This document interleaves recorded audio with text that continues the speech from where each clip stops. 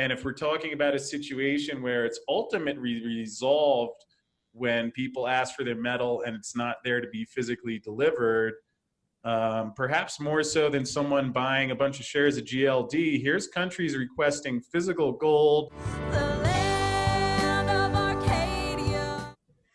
Hello there, my friends. Chris Marcus here with you for Arcadia Economics, and quick video today on the gold market, some of the repatriation that's been going on. Because if you remember, Venezuela attempted to repatriate their gold from the Bank of England about a month or so ago. The Bank of England said no based on U.S. sanctions. Interestingly, Citigroup has somehow ended up with the gold. But in either case, I found that interesting, again, without getting into the politics of what's going on in Venezuela, where it certainly seems like an unfortunate situation. But if nothing else, if the Bank of England wasn't willing to return Venezuela's gold, I thought it created a precedent that could certainly lead other countries to ask for their gold back, which creates pressure in a market that is already highly leveraged.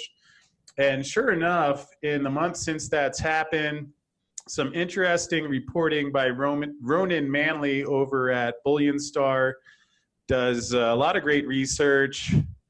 And he mentions how Romania joins gold repatriation exodus, saying that you keep your jewels at home. You do not keep them in your neighbor's house, nor do you pay rent to keep your jewels in your neighbor's house. I think we're in the situation in which Romania can afford to keep its gold reserve in its own territory safely, to pay no rent for such a thing. Certainly, I don't know if this is what he was implying, but again, a lot of gold is often leased out.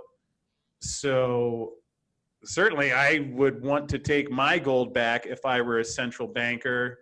Another interesting story that Ronan commented on is basically the Australian politicians are now catching some heat of why is their gold being stored in London.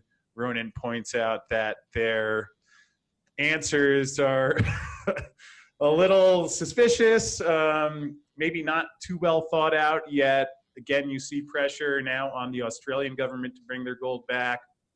Certainly, why this is important is because in a market that's highly leveraged and whenever large chunks of gold move around, I continue to hear anecdotally that it's a bit of a scramble to source them. And if we're talking about a situation where it's ultimately resolved when people ask for their metal and it's not there to be physically delivered, perhaps more so than someone buying a bunch of shares of GLD, here's countries requesting physical gold. Certainly has the potential to put pressure on the market and lead to that eventual resolution. How that plays out and whether these countries get their gold back. Remember when Germany asked for theirs, I believe it was back in 2013. The Fed said they'd give them 10% over the next 7 years. So again, might be good to get your gold sooner than later.